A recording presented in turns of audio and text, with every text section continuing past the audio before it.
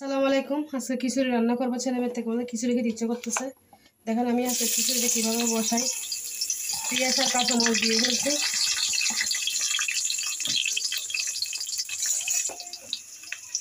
দেখেন আমি আজকে খিচুড়ি আনছি অল্প অল্প মশলা দিয়ে।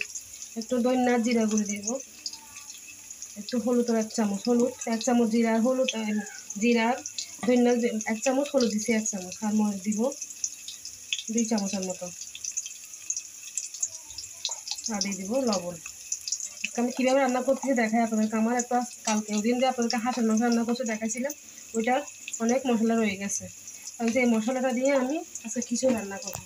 দেখেন আমি কীভাবে রান্না করি খিচুড়িটা। আজকে ঘরে থেকে যাওয়া তরকারি দিয়ে কীভাবে আমি খিচুড়ি রান্না করা থেকে যাওয়া তরকারি দিয়ে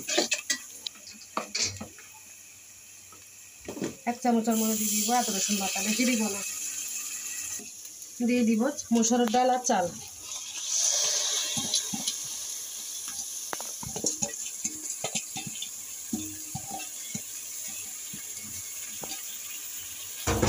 এরপর দিয়ে দিব, আপনাদেরকে বললাম না হাঁসের মাংস রান্না করছিলাম যে অনেক মশলা রয়ে গেছে। এই মশলাগুলো আজকে আমি দিয়ে দেবো। গাড়ানো লাগবে, মশলা দেওয়া হবে।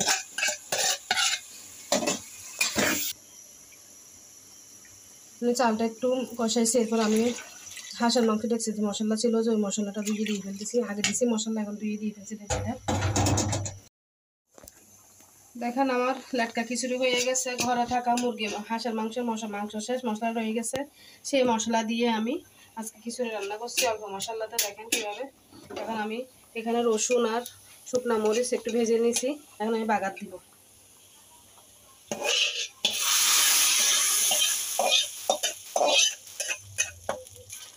এটা একটু করে দিলে তেলের সাথে একটু এখন আসে বাগার।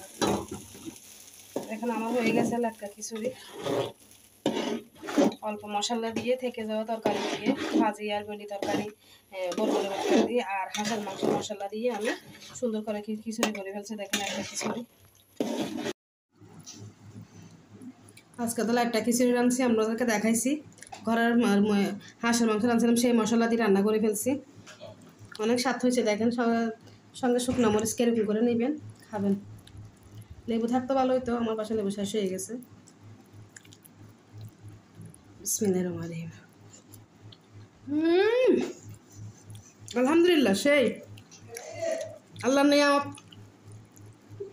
অল্প মশলায়, সবজি ছিল না সবজি দিনে, এমনি লাটকা খিচুড়ি করছি। আপনারা খেয়ে দেখবেন, শীতকাল চলে আসছে, এখন লাটকা খিচুড়ি মজা লাগবে। সবাই খাবেন এরকম করে রান্না করে। সবাই ভালো থাকবেন, সুস্থ থাকবেন। আল্লাহ হাফেজ।